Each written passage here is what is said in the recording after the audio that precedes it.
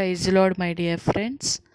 ఈ రాత్రికాల సమయంలో యేసు ప్రభు మనకిస్తున్న వాగ్దానము యెహెజ్కేలు గ్రంథము 19వ అధ్యాయము 2వ వచనము. నీ తల్లి ఎటువంటిది? ఆడు సింహము వంటిది. ఆడ సింహముల మధ్య పండుకొనెను. కొదవ సింహముల మధ్య తన పిల్లలను పెంచెను. ఆమేన్. యేసు ప్రభు మనతో చెప్తున్నారు, సిస్టర్స్ అండ్ బ్రదర్స్,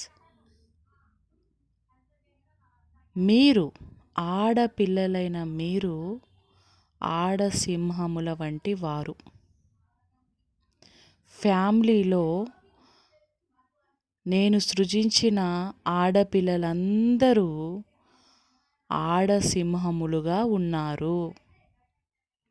అడవిలో సింహము యొక్క ఫ్యామిలీలో ఎక్కువగా వెంటాడి పిల్లలకు ఆహారాన్ని రెడీ చేసే దానిలో మగసింహము ఎక్కువగా వేటాడదు, ఆడసింహమే వేటాడుతుంది.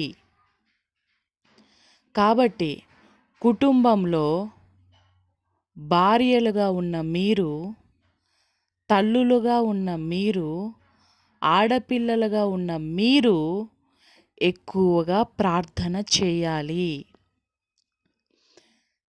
అడవిలో ఆడసింహము మగసింహము కంటే ఎక్కువగా వేటాడి తన పిల్లలకు ఆహారము ఎలా సిద్ధపరుస్తుందో అలా మీరు మీ పిల్లల కోసం ప్రార్థన చేయాలి. దేవుని కృతజ్ఞత స్తుతులు. యేసు నామములో ఆమేన్.